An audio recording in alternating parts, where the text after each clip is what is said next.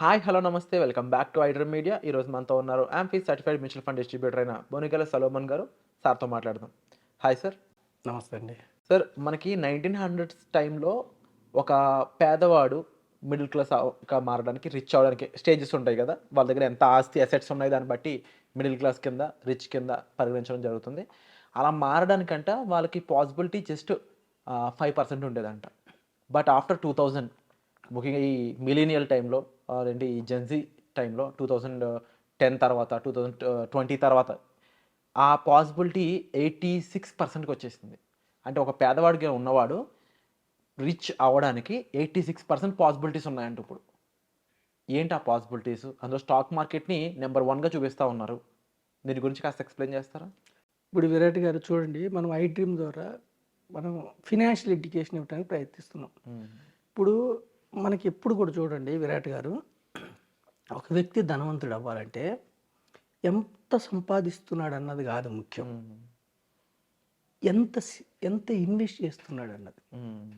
మీకు ఎంత డబ్బన్నా రానివ్వండి, మీరు ఇన్వెస్ట్ చేయకుండా మొత్తం ఖర్చు పెట్టేస్తే ఎంత ఎక్కువ డబ్బు వచ్చినా అతను ధనవంతుడు కాలేడు. ఎంత తక్కువన్నా రానివ్వండి, వచ్చిన అమౌంట్లోంచి అతను ఇన్వెస్ట్మెంట్ చేస్తే కొన్ని సంవత్సరాల తర్వాత ఫినాన్షియల్గా అతను ఎంపవర్ అవుతాడు, రిచ్గా రిటైర్ అవుతాడు. ఇప్పుడు రిటైర్ అవటం అంటే ఏమిటి? మనం చెప్పేది రిటైర్ అవటం అంటే ఏమిటి విరాట్ గారు? రిటైర్ అవటం అంటే నేను పని చేయకుండా ఇంట్లో కూర్చోవటం కాదు. రిటైర్ అవ్వటం అంటే నేను ఏ పని చెయ్యకుండా ఇంట్లో ఉంటే కూడా నేను ఇన్వెస్ట్మెంట్ చేసిన డబ్బు ఎన్ని రోజులు, ఎన్ని సంవత్సరాలు, ఎన్ని జనరేషన్స్ నన్ను ముందుకు తీసుకెళ్తాను. నేను ఇన్వెస్ట్ చేసిన డబ్బు ఒకవేళ నేను పని చెయ్యకపోయినా, నాలో శక్తి ఉండి చేసుకుంటానా వెళ్ళండి, ఇంకా నా ఆస్తి పెరుగుతూ ఉంటుంది. ఇన్వెస్ట్మెంట్ ఇంకా చేసుకుంటాను. నేను చేయలేదా, ఎన్ని రోజులు నా భవిష్యత్తు ఆర్థిక పునాది నిలబడుతుంది. అది రిటైర్మెంట్. అయితే ఇప్పుడు పూర్ పర్సన్, ఇప్పుడు మనం ఇక్కడ పూర్ వ్యక్తులను ఎవరన్నా నెలకి 30,000 వచ్చే వాళ్ళని పూర్ అన్నట్టుగా నేను భావిస్తూ చెప్తున్నాను. జనరల్గా పేద వ్యక్తులకి, అంటే లోయర్ మిడిల్ క్లాస్ అనుకోండి, లేకపోతే నెలకి 30,000 వచ్చే వ్యక్తులకి ఎక్కువ రియల్ ఎస్టేట్స్లో పెద్ద పెద్ద ఎకరాల్లో ల్యాండ్స్ కొనటం, ఎక్కువ అసెట్స్ బిల్డ్ చేసుకోలేరు, తక్కువ వస్తుంది కాబట్టి. జనరల్గా వాళ్ళకి లోన్లు కూడా, లయబిలిటీస్ కూడా తక్కువ ఉంటాయి.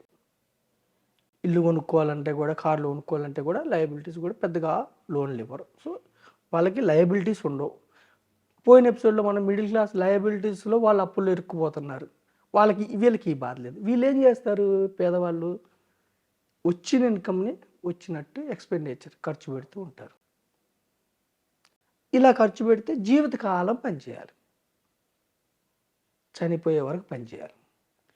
నేనేం చెప్తున్నాను, వచ్చిన ఇన్కమ్ని వచ్చినట్టు ఖర్చు పెట్టకుండా ఒక 20%, అంటే 10,000కి 2,000, 30,000కి 6,000, ఒక 20% వైజ్గా ఇన్వెస్ట్ చేసుకోండి. వైజ్గా ఇన్వెస్ట్ చేస్తే ఏమైందంటే, ఒక్కసారి మన చేతిలోకి వచ్చిన మనీ, విరాట్ గారు ఎప్పుడు కూడా మన చేతిలోకి వచ్చిన మనీ మీకు దాసోహం అవ్వాలి. మనీ కోసం మీరు పని చేయకూడదు, జీవితకాలం డబ్బు కోసం మీరు పని చేయకూడదు. మీ చేతిలోకి మనీ రానంత వరకే దానికోసం పనిచేయాలి. వచ్చిన తర్వాత మనీ మీకు ఎంప్లాయ్ కావాలి. మనీ కోసం మీరు ఎంప్లాయ్ అయ్యారు, డబ్బు మీ చేతికి వచ్చింది, తర్వాత మనీ మీ ఎంప్లాయ్ కావాలి. ఎప్పుడు అవుతుంది మనీ మీ ఎంప్లాయ్ అంటే? మీరు ఇన్వెస్ట్ చేయాలి. మీరు డబ్బుని ఇన్వెస్ట్ చేస్తే మీరు ఇంట్లో నిద్రపోతారు నైటు, కానీ ఇన్వెస్ట్ చేసిన మనీ మీకోసం పనిచేస్తుంది.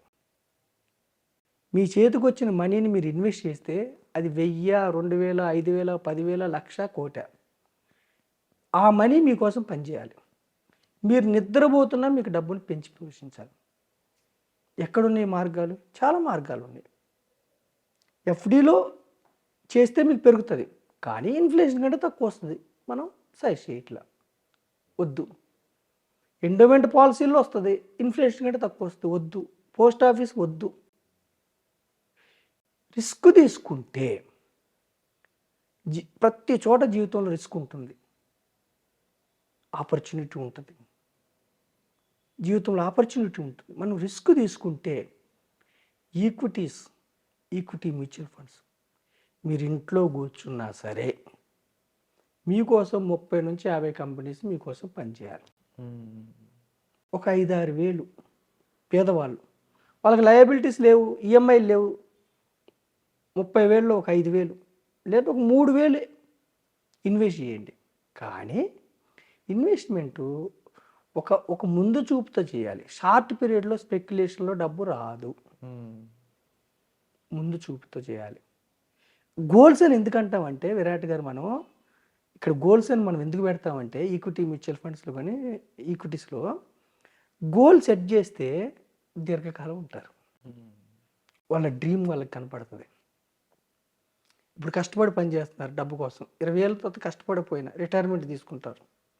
రిటైర్మెంట్ అంటే వాళ్ళ జీవితకాలం డబ్బే వాళ్ళకి అసెట్ సమకూరుతుంది. మీ జేబులోకి డబ్బు తెచ్చి పెట్టాలి. అది ఈక్విటీ మ్యూచువల్ ఫండ్కి మెచ్యూరిటీ ఉండదు, జనరేషన్స్ పనిచేస్తుంది. ఎఫ్డి పెట్టారనుకోండి మెచ్యూరిటీ ఉంటుంది మీకు, 1 year 2 years 3 years. ఈక్విటీస్కి అట్లా ఉండదు. మీరు ఒక కంపెనీలో ఓనర్షిప్ తీసుకున్నారు, జనరేషన్స్ పనిచేస్తుంటారు. సో మనం ఏం చెప్తున్నామంటే పేదవారికి, మిడిల్ క్లాస్ వారికి కూడా లయబిలిటీస్లో ఇరుక్కోకుండా ఫస్ట్ అసెట్ బిల్డ్ చేసుకోండి. డబ్బు సమకూర్చి పెట్టాలి, ఆ డబ్బుతో మీరు ఈఎంఐలు కట్టండి. పేదవారికి కూడా మనం ఏం చెప్తున్నాం అంటే ఫస్ట్ అసెట్ బిల్డ్ చేసుకోండి. మీకున్న తాహతులోనే 2,000, 3,000, 5,000, 6,000 ఒక క్రమ పద్ధతిలో. డైరెక్ట్ ఈక్విటీస్ గుడ్, నేను కాదంటలేదు, కానీ సబ్జెక్ట్ ఉండాలి. మళ్ళీ స్పెక్యులేషన్స్కి వెళ్ళొద్దు, ఫ్యూచర్ అండ్ ఆప్షన్స్కి వెళ్ళొద్దు. దేశం మొత్తం మీద మన తెలుగు ప్రజలు ఎక్కువ నష్టపోతున్నారు. SEBI data, future and options, betting, online betting, crypto unregulated మన దేశంలో. బయట దేశాల్లో రెగ్యులేటెడ్ అయితే చేసుకోండి, ఇక్కడ లేదు, అన్రెగ్యులేటెడ్. ఏ యాప్ కరెక్ట్, ఏది తప్పు గవర్నమెంట్స్ గుర్తించలేకపోతుంది. పోతే మాకు సంబంధం లేదంటున్నాయి గవర్నమెంట్స్, వస్తే మాత్రం ట్యాక్స్ తీసుకుంటాం, పోతే మాకు సంబంధం లేదని చెప్తున్నారు. కాబట్టి crypto, online betting, rummy, speculations వద్దు. షార్ట్ పీరియడ్లో రాత్రి కోటీశ్వరుడు వద్దు. ఇన్వెస్ట్మెంట్ చేయండి. ఇన్వెస్ట్మెంట్ కూడా ఎక్కడ చేయండి? ఎవడెవడో టెలిగ్రామ్ యాప్లో లింకులు పంపించి ఇక్కడ జాయిన్ అవ్వండి, స్టాక్స్లు ఎంత వస్తాయని చాలా ఫ్రాడ్స్ అవుతున్నాయి. దొంగ డిమాట్లు అకౌంట్లు ఇచ్చి ఫస్ట్ మీకు యాప్స్లో లక్ష వచ్చినట్టు చూపించి తర్వాత ఎక్కువ మొత్తం పెట్టిన తర్వాత ఇది చేస్తున్నారు. వద్దు. లీగల్గా ఈక్విటీ మ్యూచువల్ ఫండ్స్ చూసుకొని డిస్ట్రిబ్యూటర్స్ ద్వారా, డైరెక్ట్ మ్యూచువల్ ఫండ్ సంస్థలకు వెళ్ళి లేదా డిస్ట్రిబ్యూటర్స్ ద్వారా చూసుకోండి. టెక్నాలజీ ఎంత డెవలప్ అవుతుంటే అవకాశాలు అంత వస్తున్నాయి, అలాగే సైబర్ నేరస్తులు కూడా అంతమంది వస్తున్నారు. కాబట్టి చూసుకొని ఈక్విటీ మ్యూచువల్ ఫండ్స్ ద్వారా నేను ఏమంటున్నానంటే పేదవారిని ఒక 10 ఏళ్ళు, 15 ఏళ్ళు, 20 ఏళ్ళు, 25 ఏళ్ళు, 30 ఏళ్ళు మీ యొక్క టైం పీరియడ్ని బట్టి అసెట్ని బిల్డ్ చేసుకోండి. ఆ అసెట్ మీకు ఎలా ఉండాలంటే జీవితకాలం మీకు మనీ సమకూరుస్తూ ఉండాలి. మనం చెప్పేది ఎన్నో రకాల అసెట్స్ ఉన్నాయి. రియల్ ఎస్టేట్ ఉంది, గోల్డ్ ఉంది, ఎన్నో రకాల అసెట్స్ ఉన్నాయి. అయితే మనం ఏం చెప్పేది అంటే రియల్ ఎస్టేట్ పేదవారు కష్టం, లిక్విడిటీ. ఇప్పుడు అసెట్ ఎప్పుడు కూడా ఎలా ఉండాలంటే మీరు బాగలేని ఇబ్బందులు ఉన్న రోజుల్లో మీరు సెల్ పెడితే వెంటనే మీకు లిక్విడిటీ అవ్వాలి.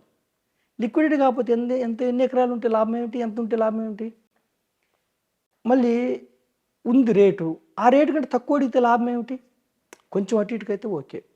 అందుకని ఈక్విటీస్ అనుకోండి, ట్రాన్స్పరెంట్గా ఏ రేటు ఉందో ఆ రేటు మీకు సేల్ అవుతుంది. ఈక్విటీ మ్యూచువల్ ఫండ్స్ మనం అందుకే పేదవారికి ఏం చెప్తున్నామంటే విరాట్ గారు, మన యొక్క ఈ ఐడ్రీమ్ ద్వారా ఫినాన్షియల్ నాలెడ్జ్, ఆర్థిక జ్ఞానం పెంచుకొని ఎంతోమంది డాక్టర్లు, పెద్ద పెద్ద చదువులు చదివి సైంటిస్టులు కూడా ఇంకా అప్పుల్లో ఉన్నారంటే ఆర్థిక జ్ఞానం లేకపోవడం వల్ల.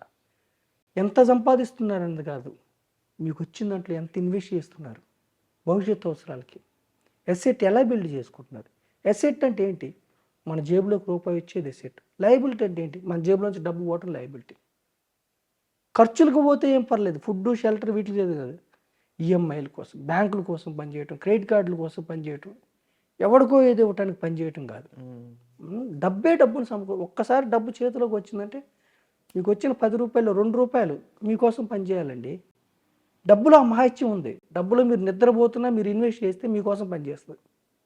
పర్పెచువల్ మీకోసం పనిచేస్తుంది. కాబట్టి పేదవారిని మనం ఏం చేస్తున్నాం అంటే వైజ్గా ఇన్వెస్ట్ చేయండి. డైవర్సిఫైడ్ ఈక్విటీ మ్యూచువల్ ఫండ్లో 30-50 కంపెనీల ఓనర్షిప్ పొందండి. ఐ డ్రీమ్ ద్వారా మీరు భవిష్యత్తు అవసరాల కోసం జీవితకాలం మీరు హ్యాపీగా ఉండండి. తక్కువ వచ్చే దగ్గర ఇన్వెస్ట్ చేసుకో, సేవింగ్స్ చేసుకోవద్దు. బ్యాంక్స్, ఎఫ్డీలు, పోస్ట్ ఆఫీసులు కొంచెం రిస్క్ ఉంటుంది. ఇక్కడ రిస్క్ని అర్థం చేసుకొని దీర్ఘకాలం ఉంటే రిస్క్ తగ్గిపోద్ది.